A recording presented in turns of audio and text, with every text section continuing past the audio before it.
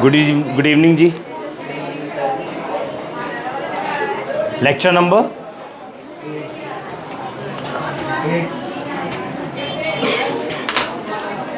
Lecture number 8 lecture number 8 ठीक है। Last class का रिवीजन करते हैं। पी ब्लॉक स्टार्ट करा था हमने, ठीक है। तो मैं बता देता हूँ एक बारी पी ब्लॉक एलिमेंट के बारे में। क्या होते हैं P block element? P block element क्या होते हैं बताओ? पी ब्लॉक एलिमेंट्स ऐसे एलिमेंट्स होते हैं जब आप एलिमेंट्स की इलेक्ट्रॉनिक कॉन्फ़िगरेशन लिखोगे और अगर लास्ट इलेक्ट्रॉन पी सबशेल में एंटर कर रहा है तो वो पी ब्लॉक एलिमेंट कहलाता है, ठीक है ना। While writing the electronic configuration, if the last electron enters into P subshell then that element belongs to P block element, ठीक है। फिर मैंने आपको क्या बताया था, पी सबशेल में मैक्सिमम कितने इलेक्ट्रॉन्स आते हैं बताओ? पी सबशेल में मैक्सिमम कितने इलेक्ट्रॉन्स आते हैं? पी सबशेल में 6 इलेक्ट्रॉन्स आते हैं ना, तो टोटल 6 ग्रुप होते हैं। टोटल 6 ग्रुप होते हैं, ग्रुप 13 से लेके ग्रुप 18। और टोटल पी ब्लॉक के अंदर टोटल ग्रुप्स कितने होते हैं पी ब्लॉक के अंदर? 6, ठीक है जी। यही बताया था, जिसमें से मैंने आप लोगों को क्या बताया था, ग्रुप 13 क्या होता है? Group 13 is basically boron family. Group 13 होता है बोरोन फैमिली। ग्रुप 14 होता है कार्बन फैमिली। ग्रुप 14 होता है कार्बन फैमिली।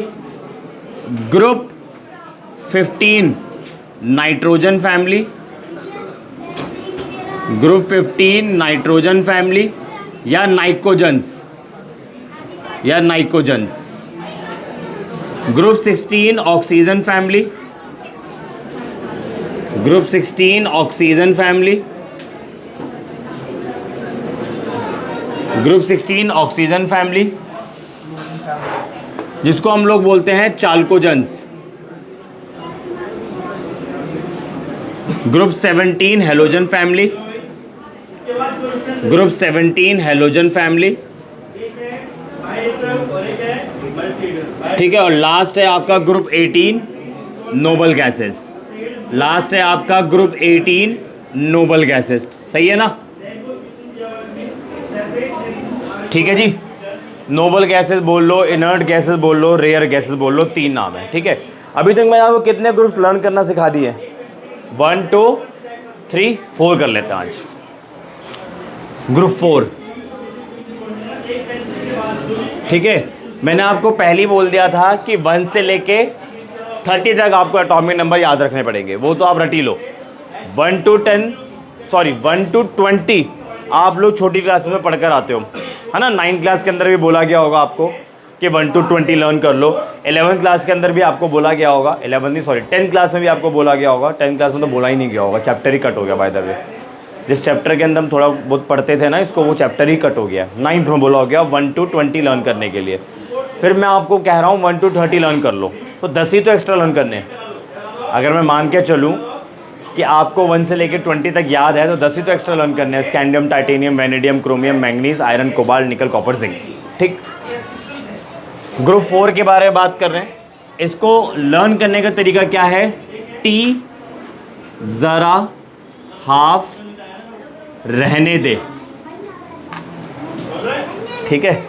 4 एलिमेंट चारों के चारों लिख दिए। टी ज़रा हाफ रहने दे, ठीक है। इसका क्या नाम है ये तो पता ही होगा आप लोगों को, टाइटेनियम। टाइटेनियम मैजिक नंबर बस आपने ध्यान रखने हैं सबके लिए मैजिक नंबर ध्यान रखने हैं। एस ब्लॉक के लिए अलग होंगे, डी ब्लॉक के लिए अलग होंगे। ये जो एलिमेंट है ये डी ब्लॉक एलिमेंट है बाय द वे, तो डी ब्लॉक के लिए मैजिक नंबर अलग होंगे, पी ब्लॉक के लिए मैजिक नंबर अलग होंगे। तो आपने बस मैजिक नंबर याद रखने हैं। मैजिक नंबर याद रहोगे काम बन जाएगा, ठीक है जी। टाइटेनियम इसको क्या बोलते हैं? जिरकोनियम। इसको क्या बोलते हैं? हॉफनियम। इसको क्या बोलते हैं? रदरफोर्डियम, जिस पे बहस हो रही थी, ठीक है ना। Z is equal to 104 rutherfordium. ठीक है जी, याद आया? ये वही वाला एलिमेंट है जिसपे हम आर्ग्यूमेंट कर रहे थे कि अमेरिकन वाले बोल रहे थे, हाँ सोवियत और अमेरिकन्स के बीच में, अमेरिकन्स कह रहे थे हमने डिस्कवर करा है, सोवियत वाले बोल रहे थे हमने डिस्कवर करा है। ठीक है ना? तो इसके लिए डी ब्लॉक एलिमेंट के लिए जो मैजिक नंबर है वो क्या क्या है देख लो इधर, 18 32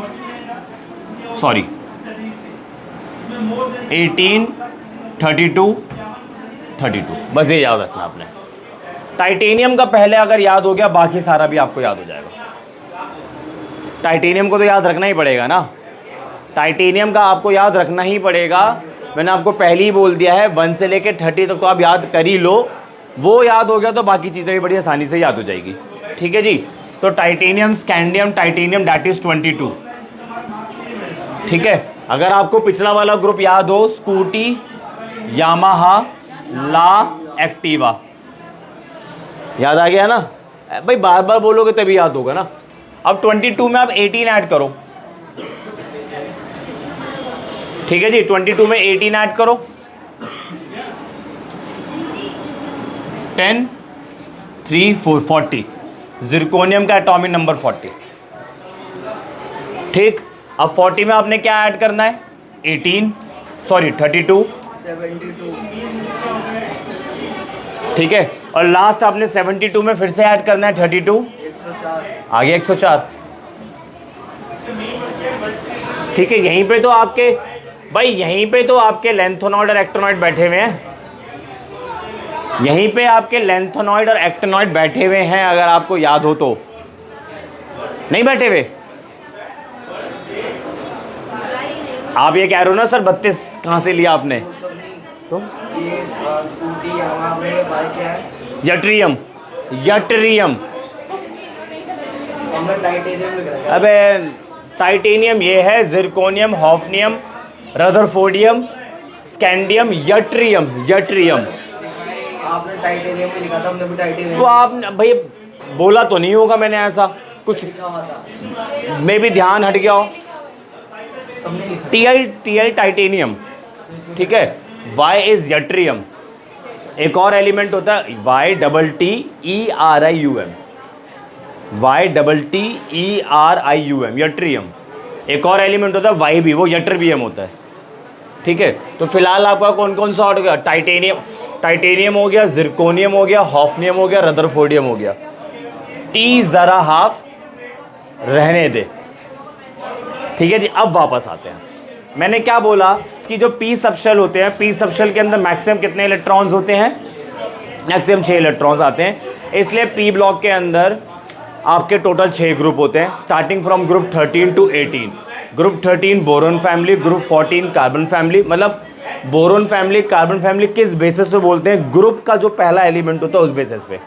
जैसे ग्रुप 13 अगर मैं यहाँ लिखूँ, boron, aluminium, gallium, indium, thallium, बैंगन, आलू, गोभी इन थैली। ठीक है ना? ये सब करवाऊंगा, अभी नहीं करा रहा, अभी मैं एक एक करके 2-2, 1-1, 3-3 ग्रुप ऐसे लेके चलूंगा। तो आपके 4 ग्रुप पक्के हो गए, हमें 18 करने हैं और बड़े इजी है। आप बड़ी वाली पीरियोडिक टेबल लिख डालोगे, उसके लिए हमें सीरीज में लर्न करना पड़ेगा। ठीक है, हाँ बोलो।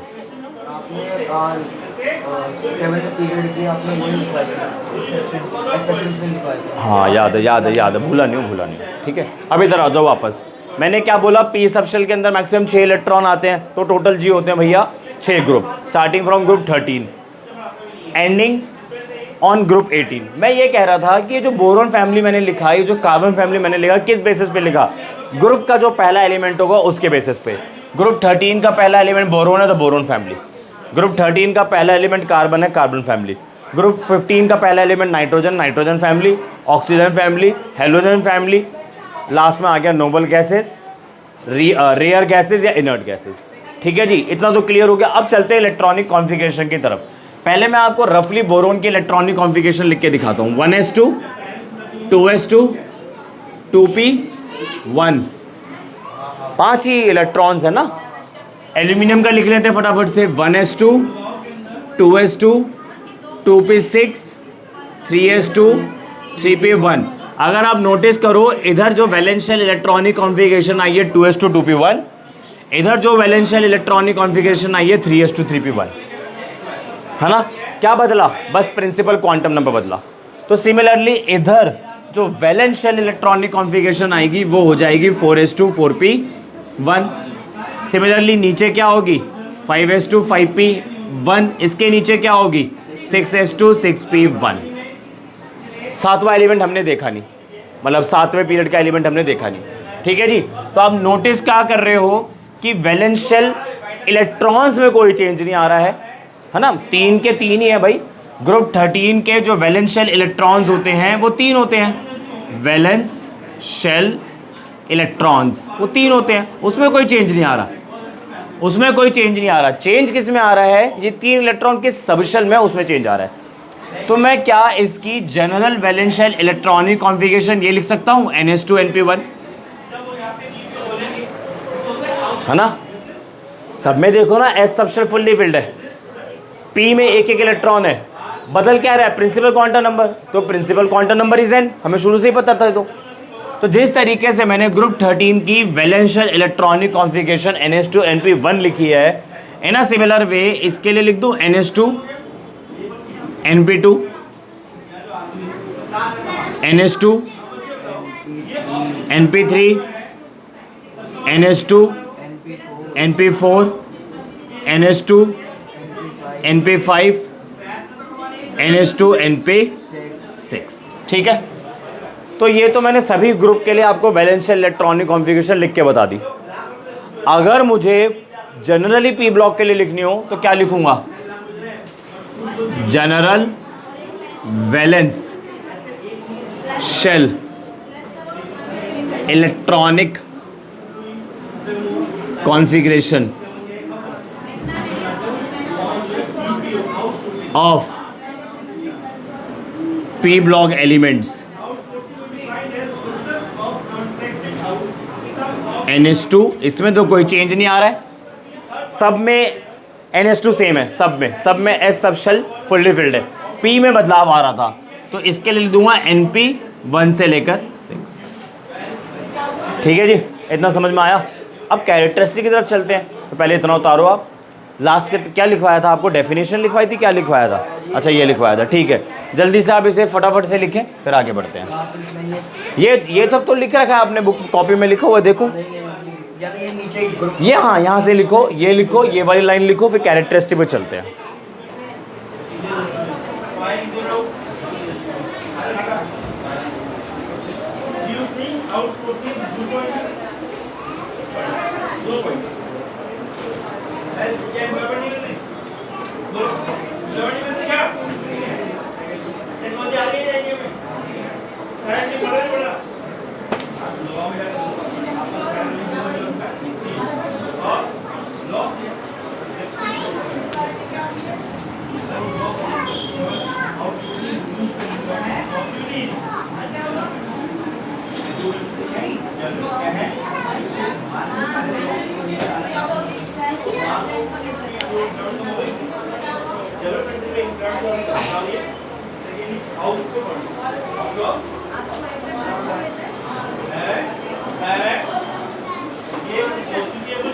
कॉपी कर लिया,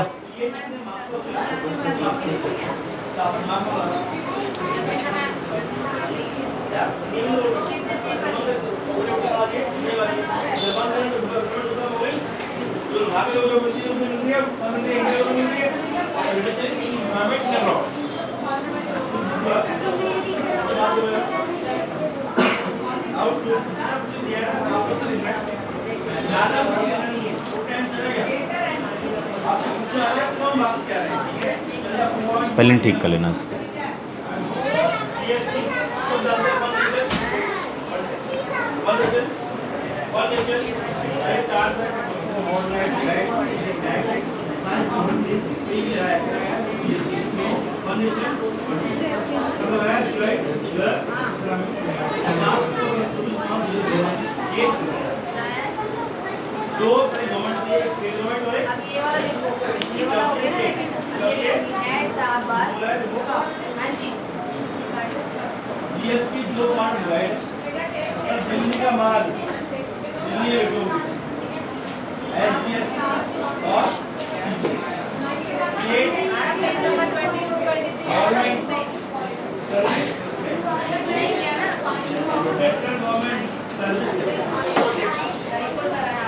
एक बार ग्रुप 5 देखो भाई, बड़ा इजी है। अगर आप डी, ये वैसे डी ब्लॉक के चल रहे हैं, मैं आपको वैसे ही बता देता हूँ। 3 से लेके 12 तक सारा डी ब्लॉक है। 3 से लेके 12 तक सारा डी ब्लॉक है। पहला और दूसरा ग्रुप याद रख लो बस। क्यों याद रख लो? देखो आप, लेंथनम के बाद सीधा ये आ जाता है, बीच के 14 एलिमेंट गायब हो जाते हैं, अगर आपको याद हो तो, है ना। 14 एलिमेंट लेंथेनॉइड देख लो ना, पीरियोडिक टेबल में देखो आप, पीरियोडिक टेबल में देखो 57 के बाद सीधा 72 आ गया, लेंथेनॉइड के बाद सीधा हॉफनियम आ गया, 14 एलिमेंट गायब हो गए, है ना। तो ग्रुप 3 और 4 याद रख लो डी ब्लॉक के अंदर, ग्रुप 3 और 4 याद रख लो डी ब्लॉक के अंदर। बाकी डी ब्लॉक एलिमेंट्स के एटॉमिक नंबर बड़ी आसानी से लिख पाओगे आप। देखो ज़रा पहले याद करने की ट्रिक देखो। पहले तो रियल नेम लिख देता हूँ मैं इसका, vanadium, vanadium, niobium, niobium, tantalum, tantalum, dubnium. ठीक, ये रियल नेम लिख दिए, ठीक है ना। याद कैसे करोगे? वो नवाब था डबलिन का। डबलिन नहीं पता क्या होता है? जगह का नाम है, जगह का नाम है, करना गूगल कर लेना डबलिन। जाहिर सी बात है इंडिया के अंदर नहीं है, दुबई कर लो। वो नवाब था दुबई का, डब्बा नहीं प्लीज, डब्बा नहीं।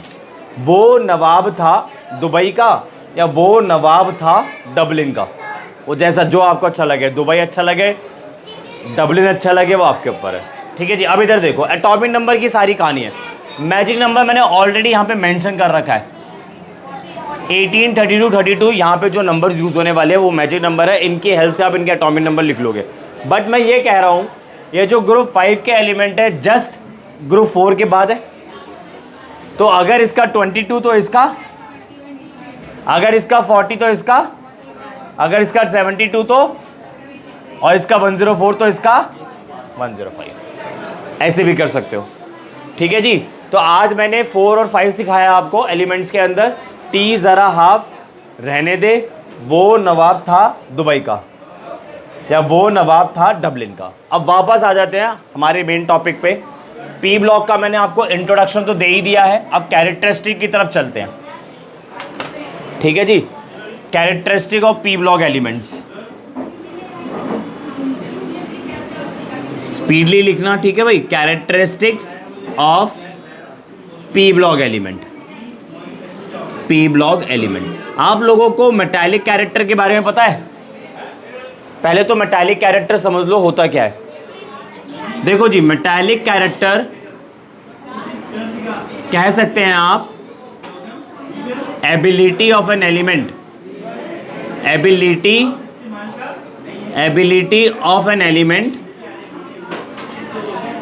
To lose electron, ability of an element to lose electron, ठीक है जी। एलिमेंट की एबिलिटी होती है इलेक्ट्रॉन लूज करने की, उसे हम बोलते हैं मेटालिक कैरेक्टर। आप लोग सुन रहे हो ना मेरी बात? तो जिस तरीके से मैंने आपको मेटालिक कैरेक्टर बताया, उसी तरीके से नॉन मेटालिक कैरेक्टर भी होता है। नॉन मेटालिक कैरेक्टर क्या हो जाएगा? एलिमेंट की एबिलिटी होती है इलेक्ट्रॉन गेन करने की, ability of an element, ability of an element to gain electron, सही है ना, टू गेन इलेक्ट्रॉन। मैंने क्या बोला? मेटालिक कैरेक्टर का क्या मतलब होता है? एलिमेंट की एबिलिटी होती है इलेक्ट्रॉन लूज करने की। नॉन मेटालिक कैरेक्टर का क्या मतलब होता है? एलिमेंट की एबिलिटी होती है इलेक्ट्रॉन गेन करने की, ठीक है ना। जिस आपने एस ब्लॉक पढ़ा था, एस ब्लॉक के अंदर सारे के सारे एलिमेंट्स मेटल होते हैं। एस ब्लॉक के अंदर सारे के सारे एलिमेंट्स मेटल होते हैं। पी ब्लॉक के अंदर जो आपके एलिमेंट्स होते हैं वो मेटल भी होते हैं, नॉन मेटल भी होते हैं और मेटलॉइड भी होते हैं, ठीक है जी। पी ब्लॉक के अंदर जो आपके एलिमेंट्स होते हैं वो मेटल भी होते हैं, नॉन मेटल भी होते हैं, मेटलॉइड्स भी होते हैं। और पी ब्लॉक के अंदर नॉन मेटल ज़्यादा होते हैं मेटल से। इतना क्लियर है? अब सुनो ज़रा, मैं फिर से ग्रुप लिख रहा हूँ, जो डिलीट कर दिया था उसको दोबारा से लिख देता हूँ। भालू, सॉरी, बैंगन, आलू, गोभी, इन थैली। एक और था इसका, बाल, गंगाधर, इंडियन तिलक, भालू आलू गए इंडिया ताइवान, ऐसी है बस। ठीक है जी, आपको मैंने बताया है बैंगन आलू गोभी इन थैली। अब सुनो, इतना आपको पता होना चाहिए इसकी इलेक्ट्रॉनिक कॉन्फ़िगरेशन। अच्छा सुनो, बचपन में आप लोगों ने इलेक्ट्रॉनिक कॉन्फ़िगरेशन कैसी सीखी थी? 2 3 यही सीखी थी, 2 8 3। यहाँ पे कितनी शेल्स है? 2 शेल्स है, तो न्यूक्लियस पहली शेल और दूसरी शेल, सही है। इधर कितनी शेल्स है? 3 शेल है, 2 बोल रहे हो। पहली शेल, दूसरी शेल, तीसरी शेल, इतना क्लियर है भाई। न्यूक्लियस से लेके लास्ट शेल के बीच के डिस्टेंस को बोलते हैं एटॉमिक रेडियस, जो हमें पढ़ना है इस चैप्टर में। ठीक है, न्यूक्लियस से लेके वैलेंस शेल के बीच के डिस्टेंस को एटॉमिक रेडियस बोलते हैं। तो ज़रा देख के बताओ, एल्यूमिनियम का एटॉमिक रेडियस ज़्यादा है या बोरोन का एटॉमिक रेडियस ज़्यादा है? एल्यूमिनियम का ज़्यादा है। अगर एल्यूमिनियम का एटॉमिक रेडियस ज़्यादा है तो एल्यूमिनियम का साइज़ भी ज़्यादा होगा। साइज़ ज़्यादा होगा तो वैलेंस शेल इलेक्ट्रॉन दूर होंगे। वैलेंस शेल दूर होगी न्यूक्लियस से, तो वैलेंस शेल के अंदर जो इलेक्ट्रॉन्स होंगे वो भी तो दूर होंगे। तो मैं कह सकता हूँ कि जब बोरोन से एल्यूमिनियम जा रहा हूँ, एल्यूमिनियम से गैलियम, गैलियम से इंडियम, इंडियम से थैलियम, तो साइज़ बढ़ रहा है, कह सकता हूँ। तो टॉप टू बॉटम जब मैं जा रहा हूँ तो एटॉमिक रेडियस बढ़ रहा है।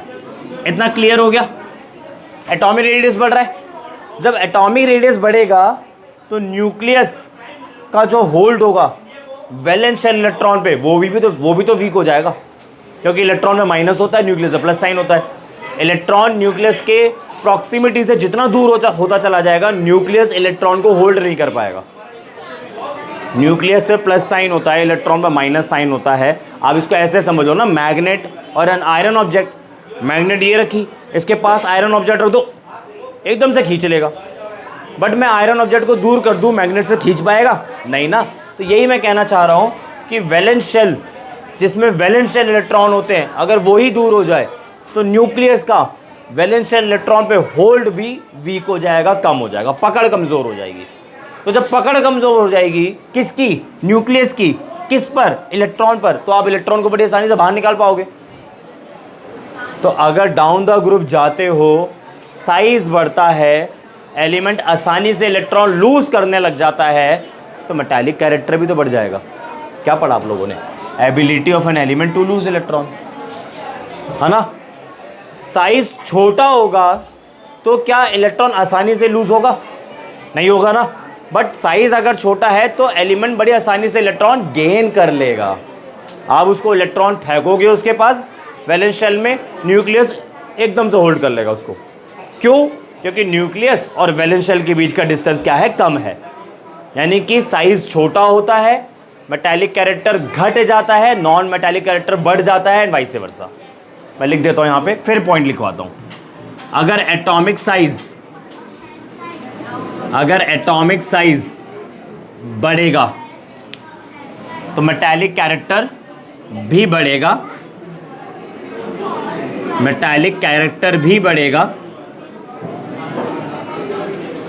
और नॉन मेटालिक कैरेक्टर घटेगा।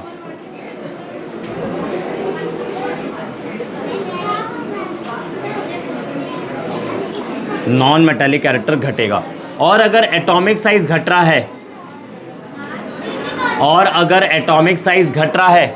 तो मेटालिक कैरेक्टर घट जाएगा। मेटालिक कैरेक्टर घटेगा ना, एटॉमिक साइज घट रहा है, metallic character decreases, but non metallic character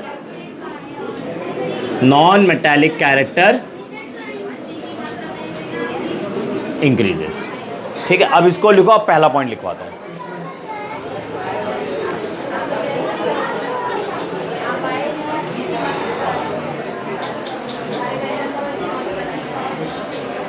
group 1 हो गया, ग्रुप 2 हो गया, ग्रुप 3 हो गया, ग्रुप 4 हो गया, ग्रुप 5 भी हो गया। 5 ग्रुप बढ़िया तरीके से लिखना सिखा दिया है आपको एटॉमिक नंबर के साथ, विद सिंबल्स। 5 ग्रुप। ठीक है, अब इसके अंदर पहला पॉइंट लिखो जल्दी से, और आज ही लिखना है।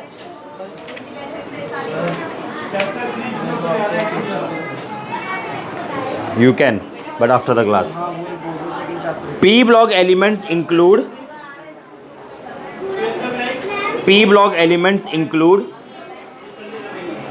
both metals and non metals.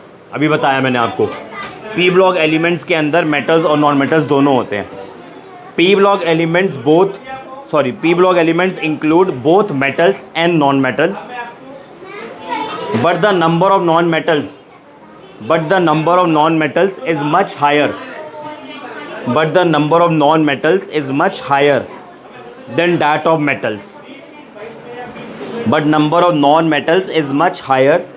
that of metals. ठीक जी, फुल स्टॉप करके. Non metals is much higher than that of metals. बताया ही था मैंने कि नॉन मेटल्स का अमाउंट, नॉन मेटल्स के एलिमेंट ज़्यादा होते हैं. फुल स्टॉप करके. Further the metallic character increases from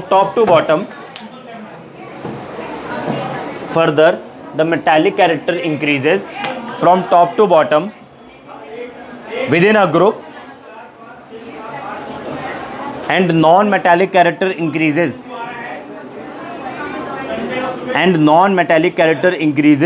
from left to right along a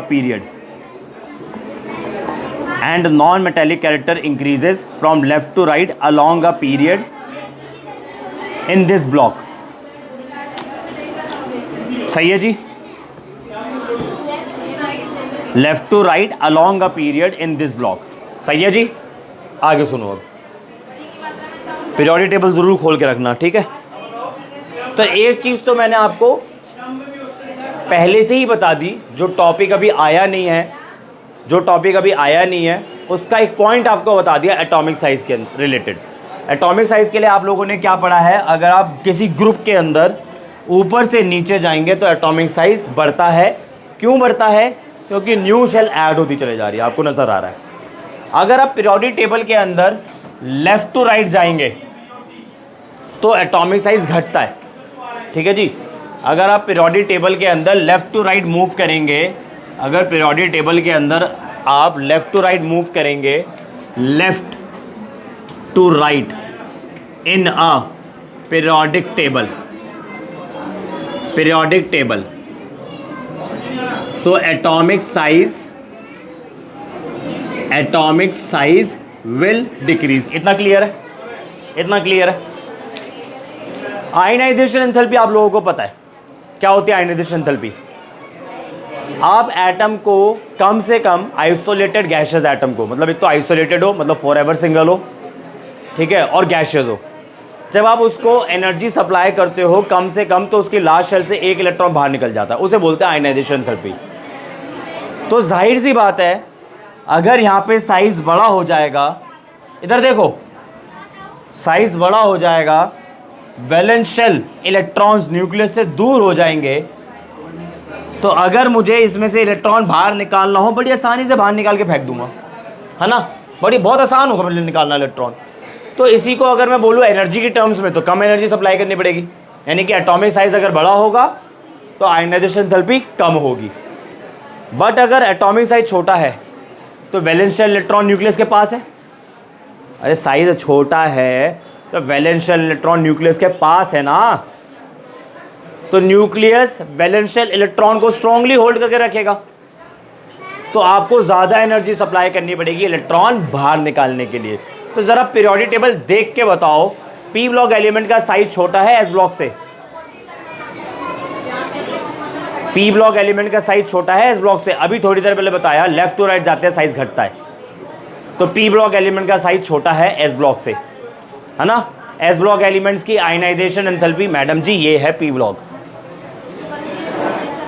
S block element के लिए आयनाइजेशन एंथैल्पी क्या थी? कम.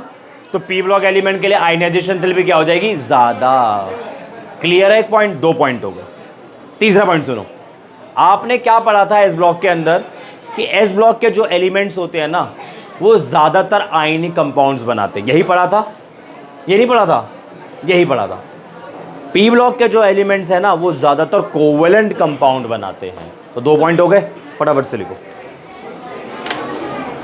सेकेंड पॉइंट लिखो, their ionisation enthalpies their ionization enthalpies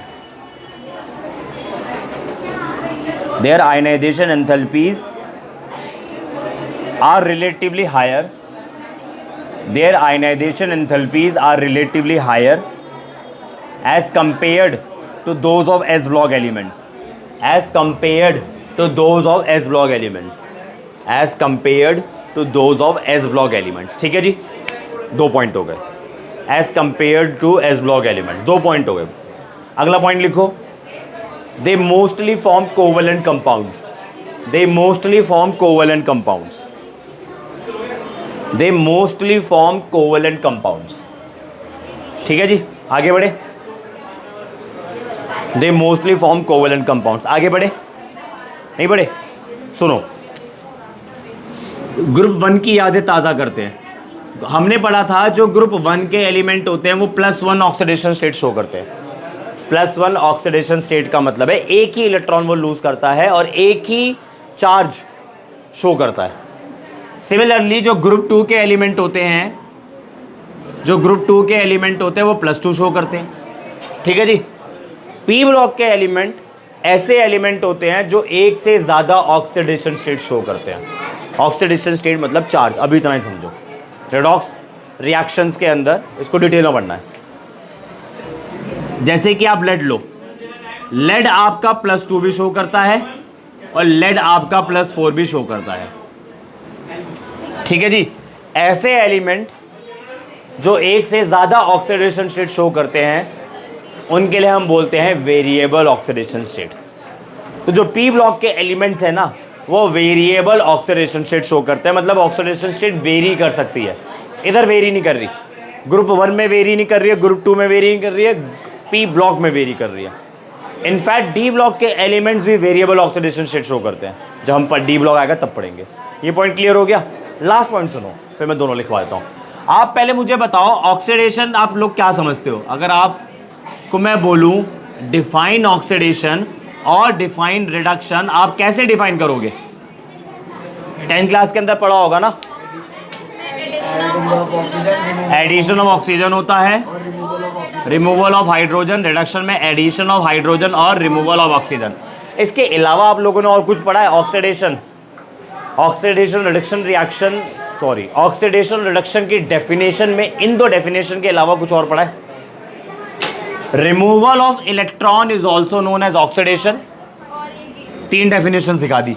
मैं आपको 6 सिखाऊंगा. रेडॉक्स रिएक्शन के अंदर 3 सिखा दिया अभी. जब रिमूवल ऑफ इलेक्ट्रॉन ऑक्सीडेशन है तो एडिशन ऑफ इलेक्ट्रॉन क्या होगा? रिडक्शन. इतना क्लियर हो गया? इतना क्लियर हो गया?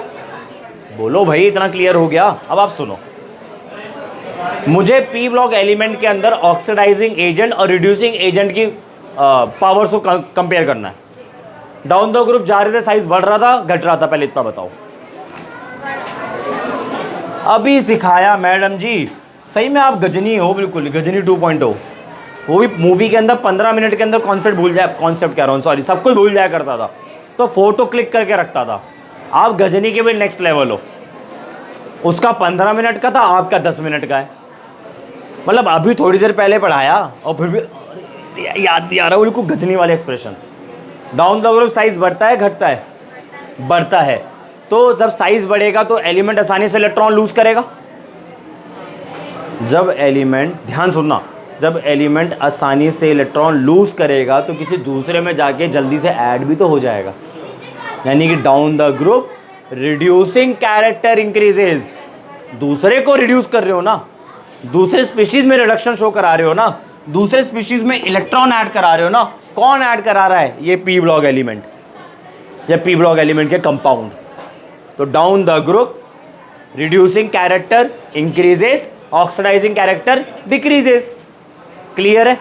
तो जब आप लेफ्ट टू राइट जाओगे साइज घट रहा है, साइज घटेगा तो रिड्यूसिंग कैरेक्टर घटेगा क्योंकि आसानी से इलेक्ट्रॉन लूज नहीं कर पाएगा. वो साइज एलिमेंट का छोटा हो जाएगा तो एलिमेंट के आसानी से इलेक्ट्रॉन लूज करेगा नहीं, बट आसानी से गेन कर लेगा. आसानी से गेन करेगा तो दूसरे में से निकालेगा. अगर मैं इलेक्ट्रॉन गेन करूं तो तुमसे ले लूंगा. तो मैंने क्या शो करा? रिडक्शन. बट इसको क्या करवा दिया? ऑक्सीडेशन. किसने करवाया? मैंने करवाया. तो मैं ऑक्सीडाइजिंग एजेंट कहलाऊंगा. तो लेफ्ट टू राइट जाते हैं, रिड्यूसिंग कैरेक्टर घट जाता है, ऑक्सीडाइजिंग कैरेक्टर बढ़ जाता है। समझ आया? लिखो अगला पॉइंट लिखो, सम ऑफ द एलिमेंट, या ऐसे लिख लो, P block elements show variable oxidation state. 100 बात की एक बात, इसमें अलग थोड़ा बड़ा सा लिखा हुआ, छोटा करके लिखवा दिया। P block elements show variable oxidation state, P block elements show variable oxidation state. ठीक है जी। और लास्ट पॉइंट लिखो फटाफट से, स्टेट, ऑक्सीडेशन स्टेट। और लास्ट पॉइंट लिखो उसके अंदर, पी ब्लॉक के अंदर, their oxidizing character increases, their oxidizing character increases,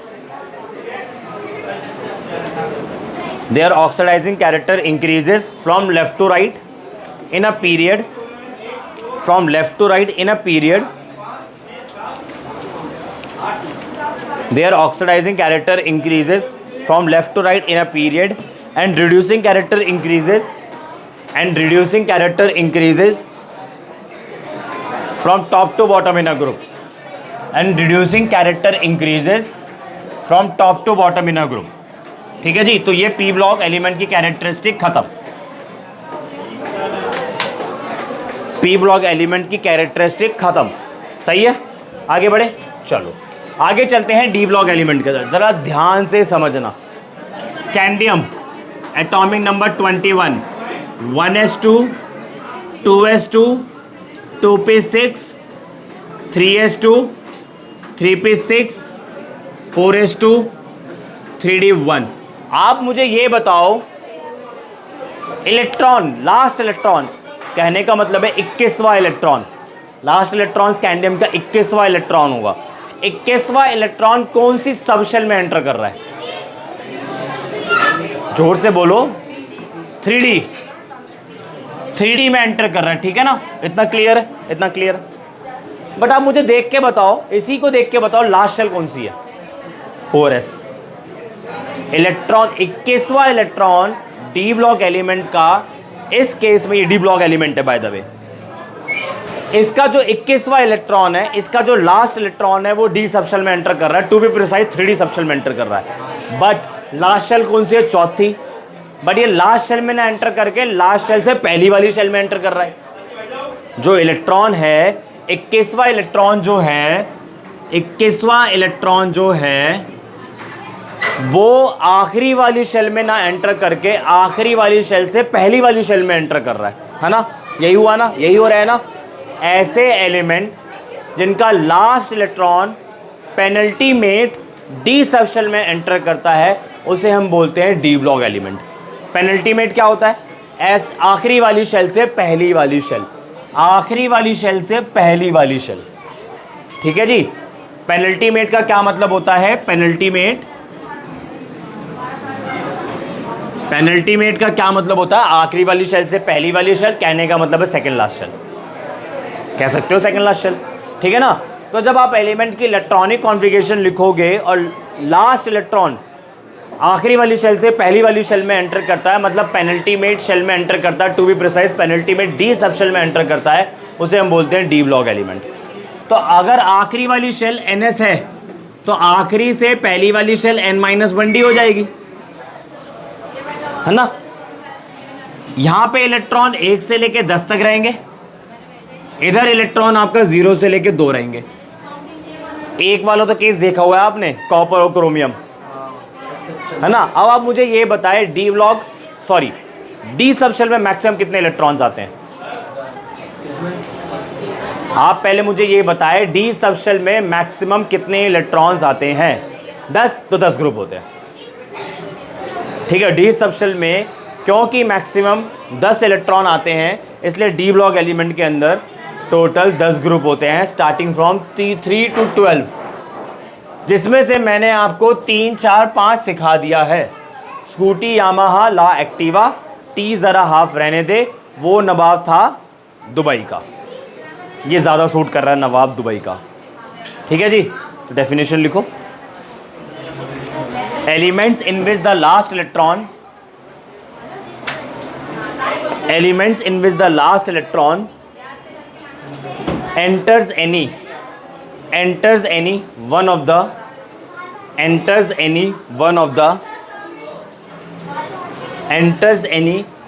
the 5d orbitals,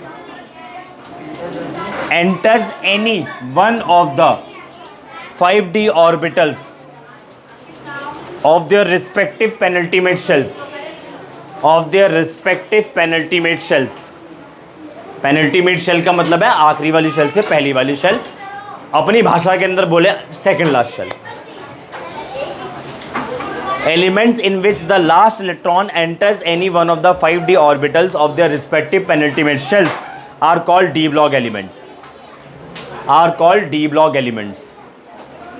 full stop करके, since a D subshell,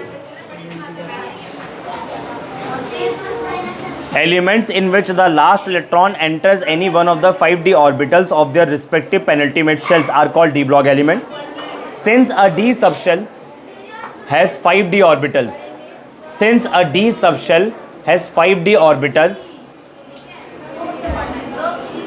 each one of which can accommodate 2 electrons,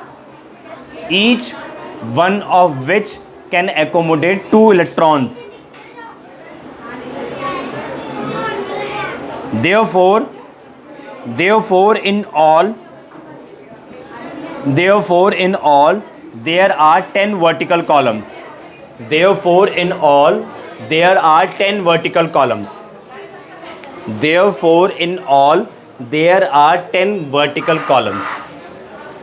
ठीक है जी, total 10 vertical column होते हैं, लिख सकते हो आप starting from group 3 to 12।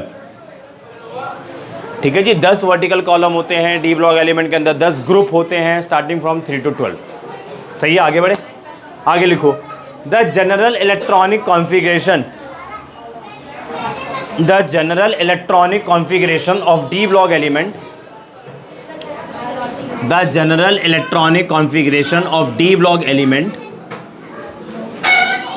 is the general valential electronic configuration of d block element is, ये लिख लो, n-1d 1 to 10, ns 0 to 2। Make sure ns आपको याद हो 4 से लेके 7 तक।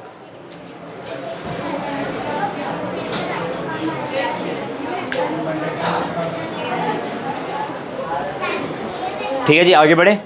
अब देखो, आपने एस ब्लॉक भी पढ़ लिया, आपने पी ब्लॉक भी पढ़ लिया। मैं आपको एक बात बता देता हूँ, एस ब्लॉक एलिमेंट और पी ब्लॉक एलिमेंट को कलेक्टिवली मेन ग्रुप एलिमेंट बोलते हैं या रिप्रेजेंटेटिव एलिमेंट बोलते हैं। तो लिखो, S block element and P block element collectively, S block element and P block element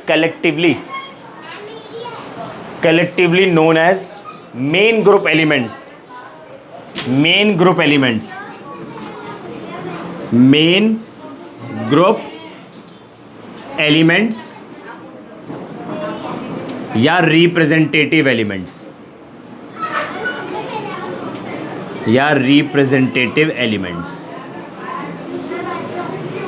ठीक है जी। एस ब्लॉक एलिमेंट और पी ब्लॉक एलिमेंट को कलेक्टिवली मेन ग्रुप एलिमेंट्स बोलते हैं या रिप्रेजेंटेटिव एलिमेंट्स बोलते हैं। अब सुनो जरा, डी ब्लॉक एलिमेंट को ना ट्रांजिशन एलिमेंट बोल सकते हैं। अब सुनो, इधर सुनो, डी ब्लॉक एलिमेंट और ट्रांजिशन एलिमेंट में बड़ा माइनर सा डिफरेंस है। वो माइनर सा डिफरेंस क्या है? देखो, डी ब्लॉक एलिमेंट तो ऐसे एलिमेंट होते हैं जिसका लास्ट इलेक्ट्रॉन पेनल्टीमेट शेल में एंटर करे। ट्रांजिशन एलिमेंट वो एलिमेंट होते हैं जिनके अंदर D sub shell partially field हो, यानी कि कंप्लीटली फिल्ड ना हो, पार्शियली फिल्ड हो।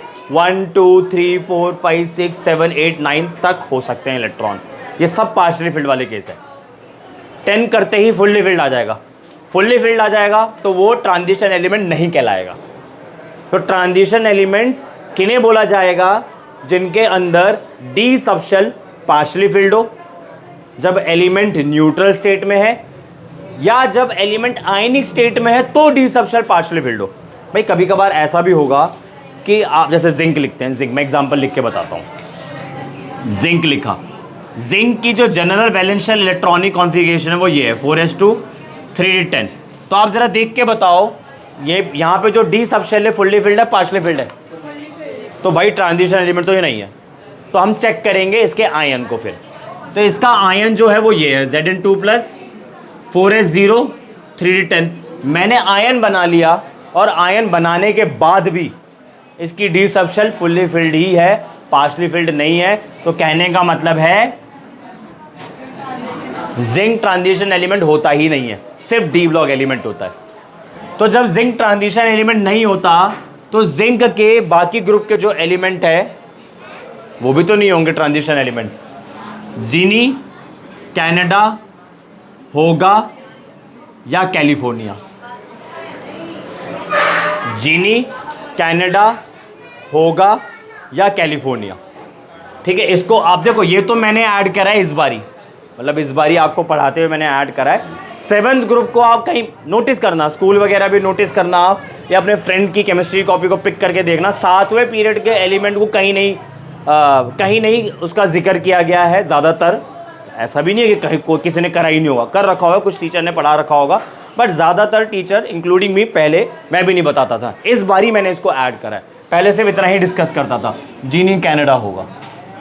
तो अगर आप इन तीनों एलिमेंट की इलेक्ट्रॉनिक कॉन्फ़िगरेशन देखोगे ना, तो इसकी कितनी निकलेगी 4s2 3d10। तो ये कौन सा होगा 5s2 4d10।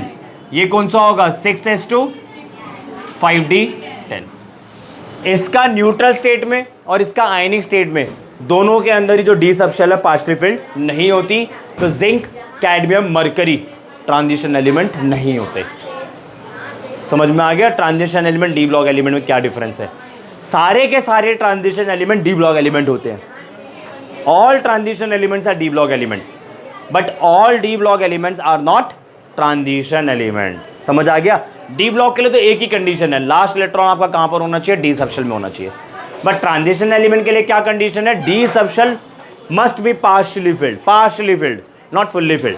तो हम दो केसेस में चेक करते हैं, either you check in the neutral state, अगर न्यूट्रल स्टेट में नहीं आ रही तो आयनिक स्टेट। आया समझ में? लिखो।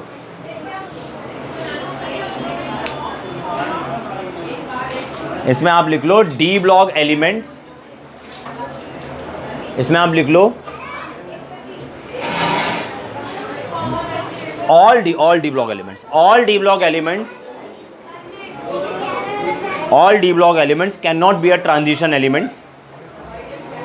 All D block elements cannot be a transition elements, but all transition elements are D block elements. But all transition elements are D block elements. But all transition elements are D block elements. ठीक है जी, तो आज की class आपको समझ आई? ठीक है, आज यहीं रोकते हैं। That's all for today, and for more chemistry related videos, subscribe my channel and share also. Thank you.